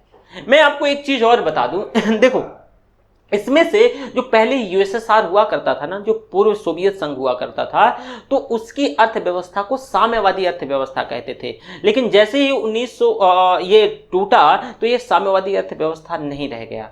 अब जबकि 1985 से पहले चीन की अर्थव्यवस्था भी ऐसे ही थी, साम्यवादी अर्थव्यवस्था, लेकिन अब चीन की भी अर्थव्यवस्था साम्यवादी अर्थव्यवस्था नहीं बची है, ठीक है। अब वो साम्यवादी अर्थव्यवस्था नहीं बची है। तो आपने इसका भी क्लासिफिकेशन देखा कि जो भी भाई राज्य जो अर्थव्यवस्था है, जो स्टेट इकोनॉमी है, एक तो हो गई समाजवादी अर्थव्यवस्था और हो गई दूसरी साम्यवादी अर्थव्यवस्था। हमने इसको दो भागों में क्लासिफाई करके बांटने का प्रयास किया। इसकी अगर विशेषताओं की हम बात करें तो देखो भाई, यहां उत्पादन के संसाधनों पे जो राज्य अर्थव्यवस्था है, तो यहां पे उत्पादन के संसाधनों पर सामूहिक स्वामित्व होगा, सबका स्वामित्व होता है, और ये केंद्रीकृत नियोजन होता है। एक जगह यहां पे जो पावर शक्तियां हैं तो वो डिसेंट्रलाइज नहीं होती, सेंट्रलाइज होती हैं, एक जगह होती हैं, एक जगह से निर्णय लिए जाते हैं। आर्थिक विषमताओं में कमी देखी जाती है, यहां बहुत ज्यादा जो आर्थिक विषमताएं हैं वो नहीं होती हैं, डिस्पैरिटीज नहीं होती है। ऑब्वियसली कि आप ही बताओ, सभी को इक्वल डिस्ट्रीब्यूशन है, जो राज्य जो इकोनॉमी है तो सभी को इक्वल प्रतिफल डिस्ट्रीब्यूट किया जाएगा। तो वर्ग संघर्ष की समाप्ति, अगर हम बात करते हैं तो वर्ग संघर्ष की जो समाप्ति है तो यहां हो जाती है। यहां क्लैश नहीं देखने को मिलेगा, यहां वर्ग संघर्ष नहीं देखने को मिलेगा। वहीं सॉरी, राज्य सरकार की यहां पे व्यापक भूमिका होती है। राज्य सरकार पूरा इसमें से हस्तक्षेप करता है, पूरा इंटरफेरेंस करता है, पूरा इंटरफेरेंस करता है। तो आपने क्या क्या देखा, आपने राज्य आधारित जो यानी राज्य अर्थव्यवस्था है उसको भी पढ़ा, उसको भी हमने क्लासिफाई करके देखा। अब आगे देखना है मिश्रित अर्थव्यवस्था, मिक्स्ड इकोनॉमी। मिक्स्ड इकोनॉमी यानी जो मिक्स्ड इकोनॉमी मतलब मिश्रित अर्थव्यवस्था। मिश्रित अर्थव्यवस्था, ये मिश्रित अर्थव्यवस्था क्या है जरा इसे समझो। मिश्रित अर्थव्यवस्था एक विशेष प्रकार का अर्थव्यवस्था है। इसमें से राज्य अर्थव्यवस्था और पूंजीवादी अर्थव्यवस्था दोनों के कैरेक्टर विद्यमान रहते हैं, दोनों के कैरेक्टर पाए जाते हैं। जो मिक्स्ड इकोनॉमी है इसमें से जो राज्य इकोनॉमी है, जो राज्य अर्थव्यवस्था है, राज्य अर्थव्यवस्था और पूंजीवादी अर्थव्यवस्था, क्या भाई पूंजीवादी, इन दोनों के कैरेक्टर, दोनों की विशेषताएं विद्यमान रहती हैं, दोनों की विशेषताएं जो हैं विद्यमान रहती हैं मिक्स्ड इकोनॉमी पे, ठीक है। अब जैसे कि आप ऐसे देखो कि इसमें राज्य सरकार जो सार्वजनिक क्षेत्र और निजी क्षेत्र दोनों में परस्पर सहयोगी के तौर पे कार्य करते हैं। इसमें से जो सरकारें यानी जो सार्वजनिक क्षेत्र है और जो प्राइवेट क्षेत्र है, जो निजी क्षेत्र है, दोनों परस्पर सहयोगी के तौर पे कार्य करते हैं। और मिक्स्ड इकोनॉमी मिश्रित अर्थव्यवस्था में कुछ जो आधारभूत जो महत्वपूर्ण क्षेत्र जैसे कि आर्थिक गतिविधियों की जो जिम्मेदारी होती है वो सरकारों की होती है। किसकी होती है? है, आर्थिक गतिविधियों की जिम्मेदारी सरकारों की होती है, सरकार की ही पूरी रिस्पॉन्सिबिलिटी होती है। बाकी की जो आर्थिक गतिविधियों को बाजार की जो निजी समूहों के लिए छोड़ दिया जाता है और उसी से तय होता है। तो मिश्रित अर्थव्यवस्था में होता क्या है कि आर्थिक क्रियाओं को बाजारी शक्तियों पे, यानी जो डिमांड एंड सप्लाई है, जो मांग और आपूर्ति की स्वतंत्रता, अंतः क्रिया पे छोड़ दिया जाएगा और इसमें सरकार एक रेगुलेटरी की यानी विनियामक के तौर पे इसमें एक कंट्रोल बनाए रखेगी और मिश्रित अर्थव्यवस्था में जो आर्थिक निर्णय है वो सामाजिक कल्याण को ध्यान में रखते हुए मैक्सिमाइज यानी अधिकतम लाभ दोनों का उसमें से ध्यान रखा जाता है, दोनों का उद्देश्य रखती है। मिश्रित अर्थव्यवस्था का सबसे अच्छा उदाहरण आपको पता है कि हम ही हैं, सबसे बेहतरीन उदाहरण हम हैं मिश्रित इकोनॉमी के। ठीक है, तो आपने ये देखा मिश्रित इकोनॉमी, मिश्रित अर्थव्यवस्था। इसमें से क्या है भाई, सिंपल है कि राज्य अर्थव्यवस्था, पूंजीवादी अर्थव्यवस्था, दोनों के विशेषताएं शामिल होती हैं, दोनों के कैरेक्टर शामिल होते हैं। इसमें से जो कुछ चीजें होती हैं जैसे कि जो उत्पादन की जो चीजें होती हैं तो उसको स्टेट क्या करता है, कंट्रोल करता है, लेकिन जो डिमांड और सप्लाई है वो बाजारी ताकतों पे आधारित होता है। किस पे भाई, वो बाजारी ताकतों पे आधारित होता है। तो आपने ये देखा मिक्स्ड इकोनॉमी, हम इसका एक सबसे बेहतरीन उदाहरण है इंडिया, इसका सबसे अच्छा और बेहतरीन उदाहरण है। अब मिश्रित अर्थव्यवस्था के क्या कैरेक्टर हैं जरा देखो। यहां आर्थिक नियोजन सरकार की नियामक के तौर पे, रेगुलेटरी के तौर पे रेगुलेट करती है, भूमिका रहेगी। व्यक्तिगत स्वतंत्रता होती है और सार्वजनिक और निजी क्षेत्र का इसमें से को रिलेशन देखा जाता है, सहअस्तित्व देखने को मिलता है। यह मिश्रित अर्थव्यवस्था है। आखिर हमने, जो मैंने एक उदाहरण बताया कि भारत इसका एक बेहतरीन उदाहरण है, तो आखिर हमने क्यों मिश्रित अर्थव्यवस्था अपनाई? अरे इसके पीछे तो कारण होना चाहिए ना, इसके पीछे कारण होंगे, हमने क्यों अचानक अपना ली भाई मिश्रित अर्थव्यवस्था? तो जरा इसके पीछे के कारणों को तर्क जरा सुन लो कि हमने मिश्रित अर्थव्यवस्था क्यों अपनाई। देखो जरा यहां ध्यान से समझना। चलो ये पूछा जा सकता है ना, भारत में मिश्रित अर्थव्यवस्था को अपनाने के तर्क। भारत ने, चलो मैं लिख लो, भारत में मिश्रित अर्थव्यवस्था को अपनाने के पीछे, अपनाने के पीछे तर्क क्या क्या कारण थे जरा देखो, नंबर एक एक करके देखो भाई।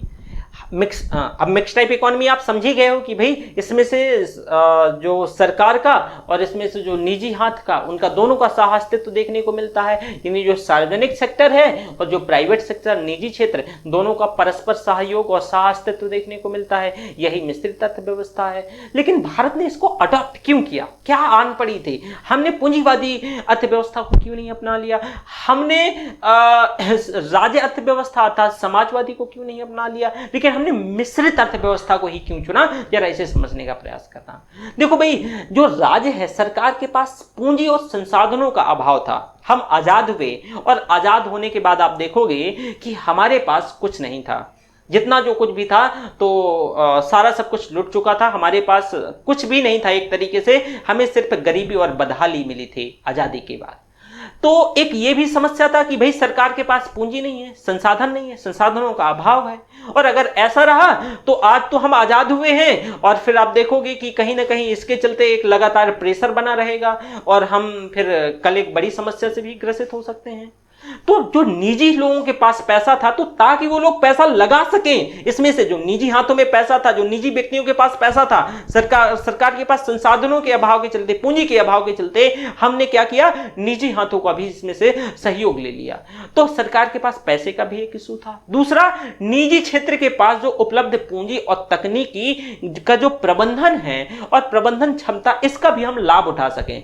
देखो आज भी अगर भारत में कहा जाता है, आपने कई लोगों से सुना होगा कि सरकार की जो चीजें हैं, आज आप देखो कि लोग क्यों प्रेफर करते हैं सरकारी जॉब, बेशक उसमें से इनकम आधी हो, लेकिन प्राइवेट जॉब में आप देखोगे लोग प्रेफर नहीं करते, या फिर समाज जो हमारी सोसाइटी है उसको उतना मान्यता प्रदान नहीं करता।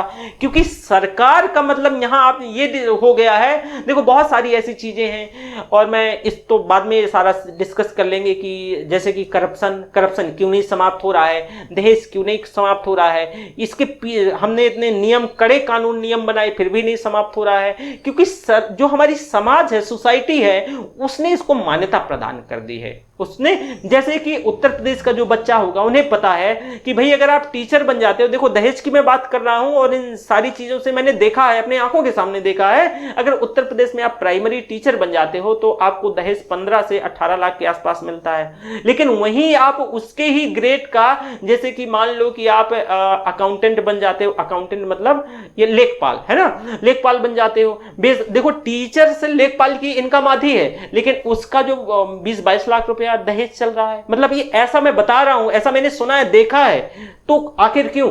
देखो क्यों, इस वजह से क्योंकि देखो लोग बोलेंगे कि अच्छा मैंने अपने दामाद को इतना 20 लाख रुपए का क्या दे रहा हूं भाई, मैं दहेज दे रहा हूं। बोले क्यों? लोग पूछेंगे अरे वो बाहर से भी तो कमाई है, अरे वेतन तो 25,000 है, 28,000 है, लेकिन वो डेली तो बाहर से भी 25-28,000 कमा लेते हैं। तो जरा पीछे की इसकी फिलॉसफी को समझो।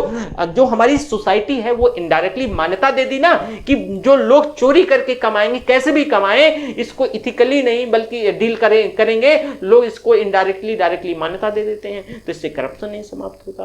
तो हम एक बार फिर अपने टॉपिक में आते हैं। हम टॉपिक से थोड़ा सा बाहर चले गए थे। देखो भारत में मिश्रित क्षेत्र अर्थव्यवस्था को अपनाने जाने के पीछे मैंने कारण बताया कि भाई जो निजी लाभ के पास जो उपलब्ध पूंजी थी उसका हम उपयोग कर सकें, टेक्नोलॉजी थी उसका प्रयोग कर सकें, और मैनेजमेंट प्रबंधन था। जैसे कि कहा जाता है कि सरकार, हमेशा सरकार के रेफरेंस में, कि काम करे अगला बने रहो पगला। मतलब आप सरकार में हो तो काम वाम आप समझ ही रहे हो, प्राइवेट में आप नौकरी करोगे तो पैसा तो ज्यादा मिलता है, लेकिन भाई आपको बजाना पड़ेगा।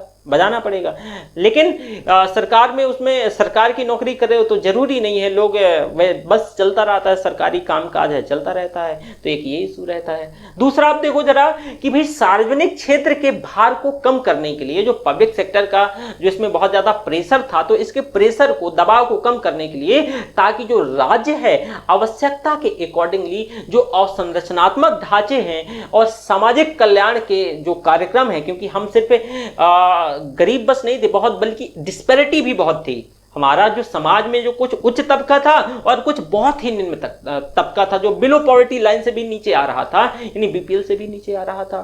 तो इन लोगों के लिए जो सोशल वेलफेयर है, सामाजिक कल्याण के कार्यक्रम भी तो चलाने थे, ताकि, और हमने ये वादा भी तो किया था जब आजाद हुए थे, तो हमने ये वादा किया था लोगों से कि हम गरीबी समाप्त करेंगे, सभी को बराबर का दर्जा मिलेगा, और लोगों की हमसे आशा थी, अपेक्षा थी। और इसी के चलते क्या हुआ कि भाई हमने क्या किया कि जो सार्वजनिक क्षेत्र और जो प्राइवेट सेक्टर है, इसको दोनों को सह अस्तित्व के माध्यम से आगे चलने का प्रयास किया।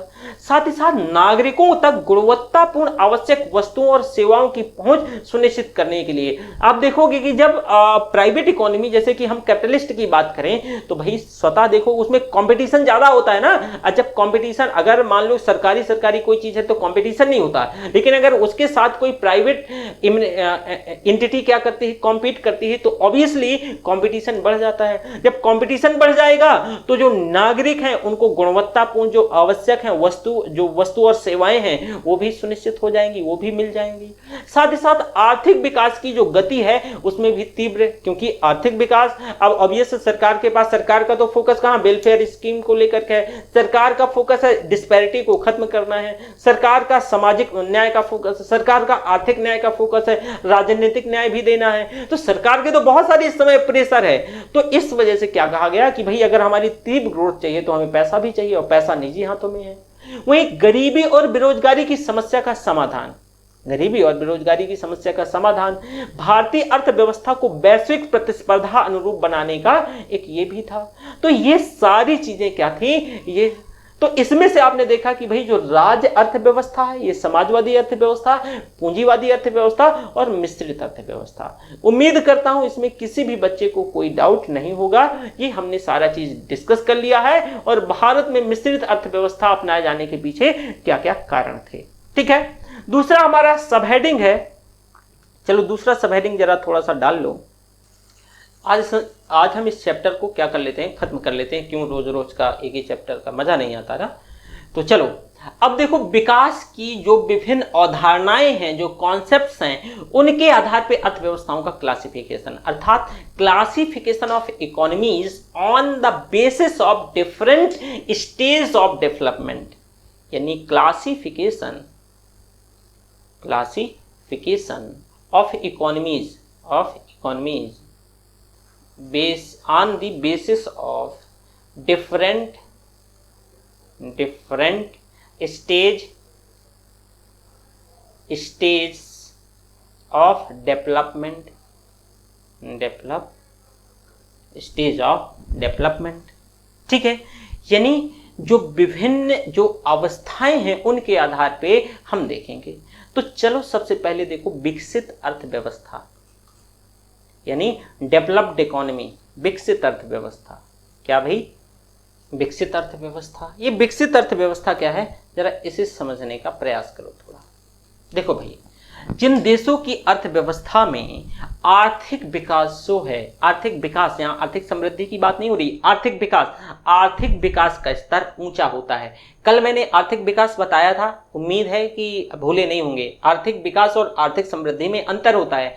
आर्थिक विकास ये गुणात्मक कॉन्सेप्ट है, गुणात्मक अवधारणा है, यह गुणवत्ता से संबंधित है। यानी जो बढ़ा हुआ लाभ है, यह जो आर्थिक समृद्धि का लाभ अगर समाज के हर एक व्यक्ति को पहुंचे तो आर्थिक विकास कहा जाएगा। तो यह एक ब्रॉडर कॉन्सेप्ट है। तो जिन देशों की अर्थव्यवस्थाओं के आर्थिक विकास का स्तर बहुत ऊंचा होता है, ध्यान से सुनना, आर्थिक विकास, इसी वजह से मैं इस चीज पे फोकस कर रहा हूं अगेन एंड अगेन। आर्थिक विकास का जो स्तर है, क्या भाई, बहुत उच्च होता है। आर्थिक विकास का स्तर बहुत उच्च होता है, उनको विकसित अर्थव्यवस्था कहते हैं, उनको विकसित अर्थव्यवस्था कहते हैं। ठीक है।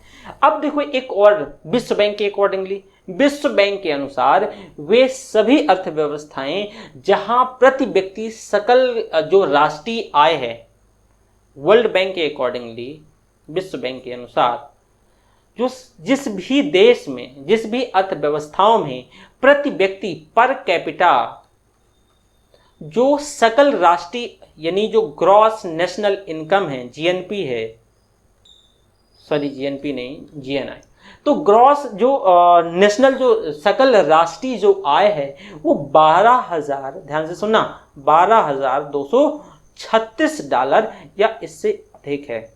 12,000 या 236 डॉलर या इससे अधिक है। क्या है भाई? इससे अधिक है तो उसको विकसित अर्थव्यवस्था में रखा जाता है, विकसित अर्थव्यवस्था में कंसीडर किया जाता है। ठीक है। अब उच्च आय वर्ग वाली अर्थव्यवस्थाओं में जैसे कि आप देखोगे स्विट्जरलैंड हो गया, ब्रिटेन हो गया, जापान हो गया, अमेरिका हो गया, ये सभी डेवलप्ड इकोनॉमी है। फॉर एग्जांपल लिख लो, यानी यूएसए हो गया, जापान हो गया, ब्रिटेन हो गया, ये सभी क्या हैं भाई? डेवलप्ड इकोनॉमी है, विकसित अर्थव्यवस्थाएं हैं।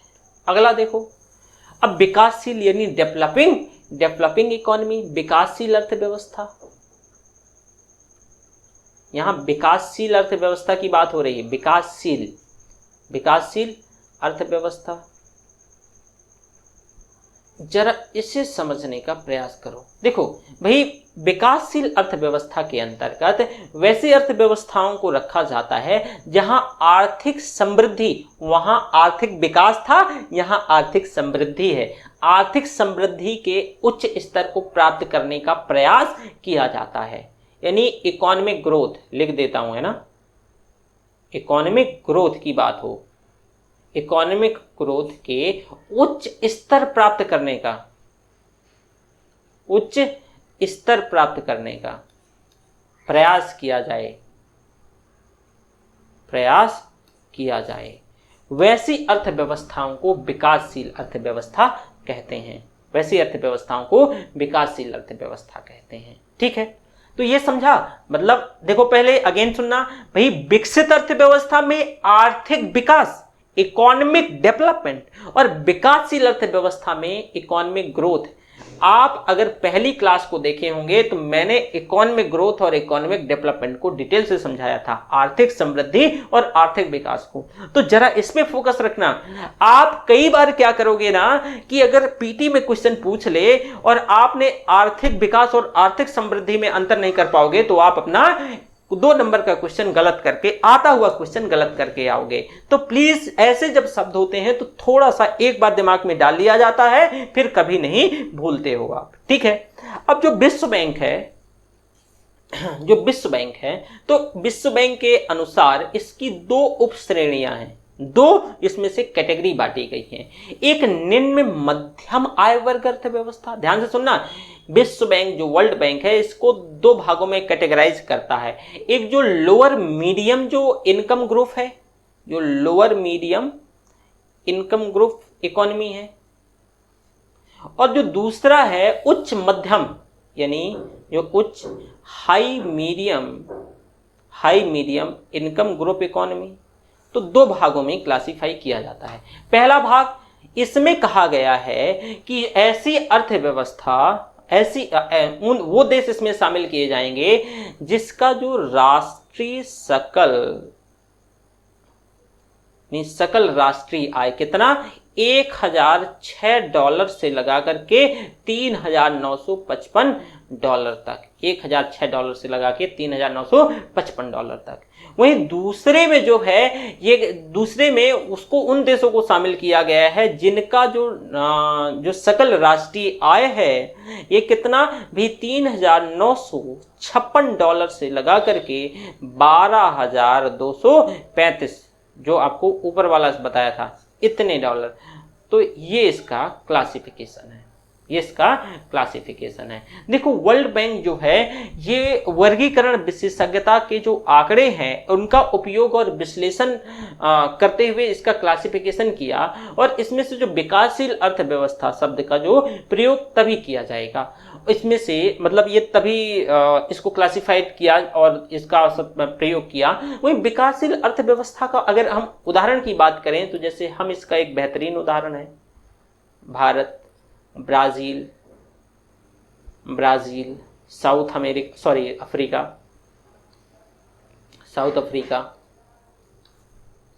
अफ्रीका। तो विश्व बैंक का यह क्लासिफिकेशन, वर्गीकरण विशेषज्ञता युक्त आंकड़ों के उपयोग और विश्लेषण में होगा। सामान्य कार्यों में जो विकासशील अर्थव्यवस्था शब्द का ही प्रयोग किया जाएगा, ठीक है। तो ये ध्यान रखिए, ओके। हमने तीसरा हमें देखना है जो अंडर डेवलप्ड इकोनॉमी है या अल्प विकसित अर्थव्यवस्था है। देखो जरा यहां पे अल्प विकसित अर्थव्यवस्था। देखो भाई, अल्प विकसित अर्थव्यवस्था से तात्पर्य क्या है? वैसी अर्थव्यवस्थाएं जिनमें आर्थिक विकास या लोगों का रहन सहन काफी नीचे रहता है। दोबारा सुनना, यहां पे आर्थिक विकास की बात हो रही है कि वैसी अर्थव्यवस्थाएं जिसका आर्थिक विकास का स्तर जो है काफी निम्न रहता है, काफी क्या रहता है, नीचा होता है, बहुत निम्न होता है।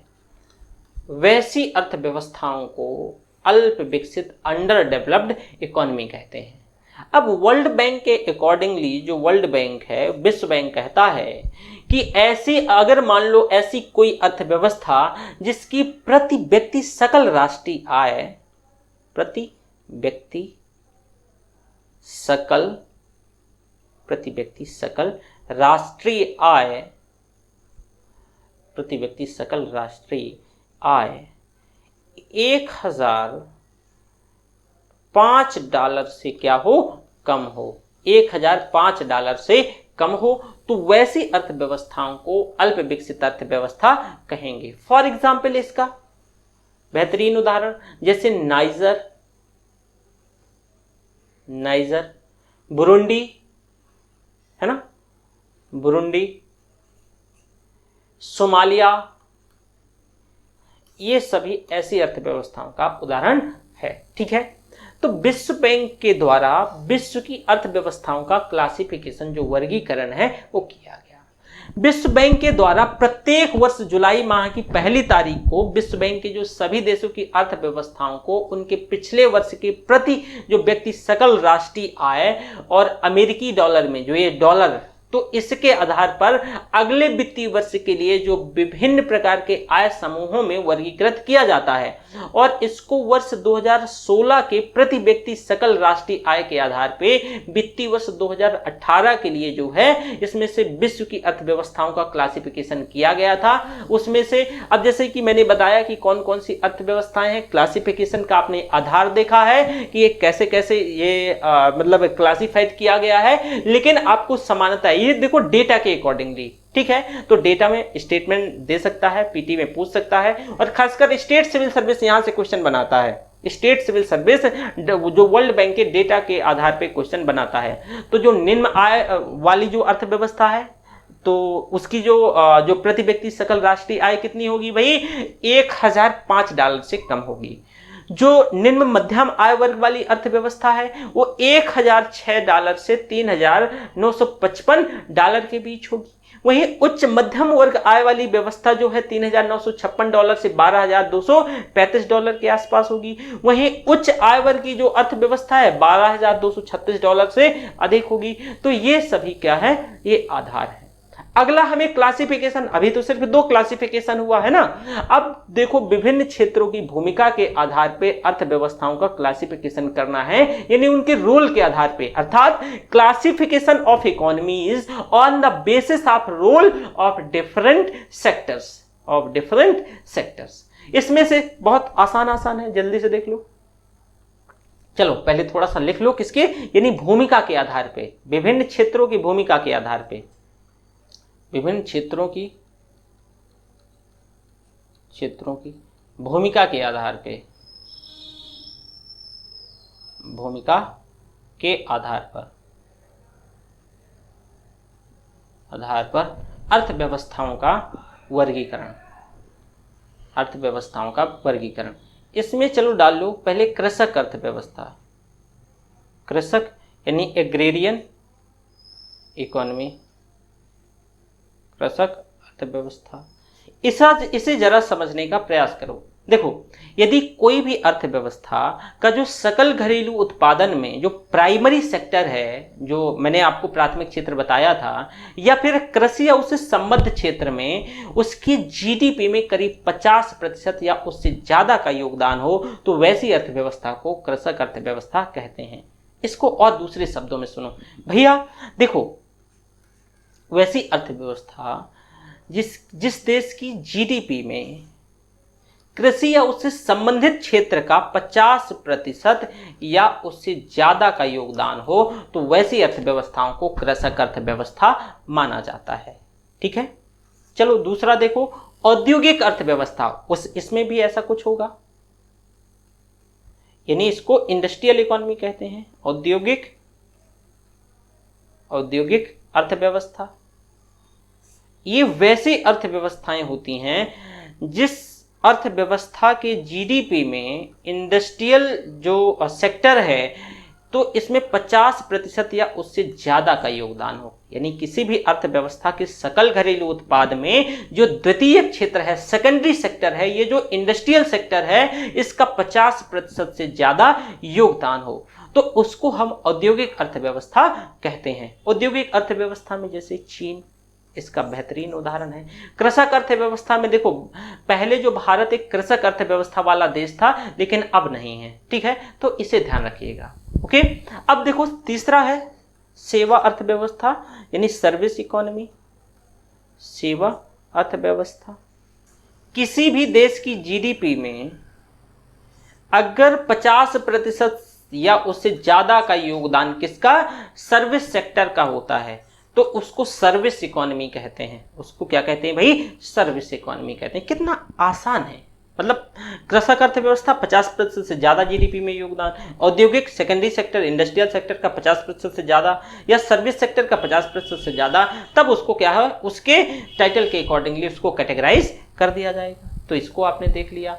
अब आपको देखना है विश्व के अंतर संबंधों के आधार पे। अब जल्दी खत्म करेंगे, परेशान नहीं होना है। हाँ, थोड़ा सा आज क्लास ज्यादा हो गया है ना।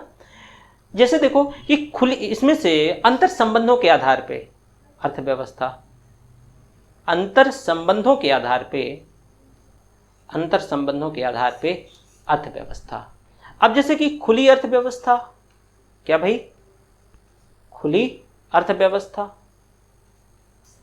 यहां देखो अंतर संबंधों का मतलब classification of economies on the basis of inter relationship with the rest of world, यानी जो दुनिया की जो अर्थव्यवस्थाएं हैं उनके अंतर संबंधों के आधार पे। खुली अर्थव्यवस्था, ये वैसी अर्थव्यवस्थाएं हैं जो विश्व के अन्य देशों के साथ वस्तु और सेवाओं के व्यापार और निवेश के लिए स्वतंत्र होती हैं। तो दुनिया की जो सारी अर्थव्यवस्थाएं हैं वो खुली अर्थव्यवस्थाएं हैं। यानी दोबारा सुनना, ये वैसी अर्थव्यवस्थाएं होती हैं जो goods and service, goods and service, goods and service, जो वस्तु और सेवा है तो इनके निवेश के लिए स्वतंत्र हों, निवेश के लिए भाई स्वतंत्र हों, खुली अर्थव्यवस्था कहते हैं। अब आता है अगला क्लोज इकोनॉमी, क्लोज्ड इकोनॉमी, ठीक है, बंद अर्थव्यवस्था, बंद अर्थव्यवस्था। देखो भाई बंद अर्थव्यवस्था में आप जरा देखो कि ये बंद अर्थव्यवस्था क्या है। बंद अर्थव्यवस्था ये वैसी अर्थव्यवस्थाएं हैं जिन अर्थव्यवस्थाओं का संबंध किसी भी अर्थव्यवस्था के साथ नहीं होता है, अर्थात विश्व के अन्य देशों के साथ वस्तु और सेवाओं के व्यापार में निवेश के लिए ये स्वतंत्र नहीं होती हैं, इन पे बैन होता है। ये वैसी इकोनॉमी को क्लोज्ड इकोनॉमी कहते हैं। क्या कहते हैं? ये दुनिया के जो रेस्ट ऑफ वर्ल्ड है, जो देश हैं, उनके साथ ये निवेश या फिर ऐसी चीजें नहीं कर सकती हैं, उसको हम बंद अर्थव्यवस्था के अंतर्गत रखते हैं। ठीक है, अंतिम है एक और आधार, ये क्यों छूट जाए, इसे भी देख लो। नियोजन के आधार पे, यानी classification of economies on the basis of planning, on the basis of planning, यानी नियोजन के आधार पे अर्थव्यवस्था। थोड़ी से फास्ट हो रहा है क्या, बता देना अगर जल्दी हो रही हो। नियोजन के आधार पे अर्थव्यवस्था, जरा देखो नियोजन के आधार पे अर्थव्यवस्था। पहला है कि योजनाबद्ध अर्थव्यवस्था, यानी प्लान्ड इकोनॉमी। पहला है प्लान्ड इकोनॉमी। प्लान्ड इकोनॉमी का मतलब, योजनाबद्ध अर्थव्यवस्था का मतलब, ये ऐसी अर्थव्यवस्था जो कि आर्थिक समृद्धि और आर्थिक विकास के लक्ष्यों को प्राप्त करने के लिए एक व्यापक आयोजना और रणनीति का निर्माण करती है। मतलब जैसे हम एक प्लान्ड इकोनॉमी एक रखते थे, तो जैसे 5 ईयर प्लान और इस तरह के प्लान, तो हमें आर्थिक समृद्धि और आर्थिक विकास के लक्ष्य को प्राप्त करने के लिए हम प्रॉपर व्यापक एक योजना बनाते हैं, रणनीति बनाते हैं। ऐसी योजनाओं को, ऐसी अर्थव्यवस्थाओं को हम प्लान्ड इकोनॉमी कहते हैं। ऐसी अर्थव्यवस्थाओं को हम प्लान्ड इकोनॉमी कहते हैं। दूसरा है अनप्लान्ड इकोनॉमी। चलो योजनाबद्ध लिख दूं, नहीं आप बोलेंगे लास्ट में तो आप सर लिख ही नहीं रहे हो, है ना। योजनाबद्ध अर्थव्यवस्था मतलब कि जो लक्ष्य हैं आर्थिक विकास और आर्थिक समृद्धि का, उन लक्ष्यों की प्राप्ति योजना के आधार पे किया जाए। जैसे फॉर एग्जांपल 5 ईयर प्लान या एक्सेट्रा 7 ईयर 15 ईयर प्लान, उसके आधार पे। ठीक है। दूसरा अनप्लान्ड इकोनॉमी, गैर योजनाबद्ध अर्थव्यवस्था का मतलब है कि ऐसी अर्थव्यवस्था जो आयोजना की संकल्पना को क्या करे, स्वीकार नहीं करती हो। जो आयोजना है वो योजना पर आधारित ना हो। ऐसी अर्थव्यवस्थाओं को प्रायः एक निश्चित अवधि में क्या क्या एक आर्थिक समृद्धि और विकास प्राप्त करने हैं, यह पूर्व निर्धारित नहीं होता है। मतलब कि इसमें ऐसी जो अनप्लान्ड इकोनॉमी होती है, तो अनप्लान्ड इकोनॉमी में पहले से लक्ष्य नहीं निर्धारित होता कि भाई एक ना डेडलाइन होती है ना टाइम लाइन होती है कि हमें इतने समय में ये चीजें प्राप्त करनी है। तो ऐसी अर्थव्यवस्थाओं को अनप्लान्ड इकोनॉमी या गैर योजनाबद्ध अर्थव्यवस्था कहते हैं। गैर योजनाबद्ध अर्थव्यवस्था कहते हैं, गैर अर्थव्यवस्था कहते हैं। अब अगला देख लो, लास्ट है डिपेंडेंसी के आधार पे, निर्भरता के आधार पे। निर्भरता के आधार पे देखोगे कि सेल्फ डिपेंडेंट अर्थव्यवस्था, सेल्फ, प्लीज आप इसे ना, इस चैप्टर को आज हम क्लोज कर देंगे, कंप्लीट कर देंगे, तो इसे आपकी नोट्स में मिल जाएगा, नोट्स को लेकर के परेशान नहीं होना है। ठीक है। यानी सेल्फ डिपेंडेंट इकोनॉमी, आत्मनिर्भर अर्थव्यवस्था, ये वैसी अर्थव्यवस्थाएं होती हैं जो अपनी आवश्यकता के अनुरूप क्या करती हैं, वस्तु और सेवाओं के उत्पादन में सक्षम होती हैं। क्या होती हैं, सक्षम होती हैं। ऐसी अर्थव्यवस्थाओं के पास पर्याप्त पैसा होता है, पर्याप्त संसाधन उपलब्ध होते हैं। ऐसी अर्थव्यवस्थाएं अपने नागरिकों की लगभग जो सभी आवश्यकताएं हैं उनको पूरा करने में सक्षम होती हैं। ठीक है, तो इसको हम क्या कहते हैं, सेल्फ डिपेंडेंट इकोनॉमी कहते हैं। दूसरा होता है डिपेंडेंट इकोनॉमी। डिपेंडेंट इकोनॉमी यानी आश्रित अर्थव्यवस्था। ये वैसी अर्थव्यवस्थाएं हैं जो अपनी आवश्यकता की पूर्ति के लिए दूसरी अर्थव्यवस्थाओं पर निर्भर होती हैं। वैसी अर्थव्यवस्थाओं को हम आश्रित अर्थव्यवस्था कहते हैं। ठीक है, अब इसमें से जो तीसरा है हमारा, ये म्यूचुअली डिपेंडेंट अर्थव्यवस्था यानी पारस्परिक, mutually dependent economy. Mutually dependent economy वे अर्थव्यवस्थाएं जो कुछ मामलों में, कुछ क्षेत्रों में ये आत्मनिर्भर होती हैं और कुछ मामलों में, कुछ क्षेत्रों में दूसरे पर निर्भर होती हैं। तो वैसी अर्थव्यवस्थाओं को क्या कहते हैं, म्यूचुअली डिपेंडेंट इकोनॉमी कहते हैं या परस्पर निर्भर अर्थव्यवस्था कहते हैं। परस्पर निर्भर अर्थव्यवस्था कहते हैं। तो देखो भाई, ये जो चैप्टर था ये चैप्टर हो गया क्लोज। अब हम क्या करेंगे कि आज यहीं तक रखते हैं, कल हम एक नए चैप्टर के साथ इन्फ्लेशन, मुद्रास्फीति के साथ मिलते हैं। ठीक है, so thank you very much. अपना अच्छे से ध्यान रखिएगा। ओके।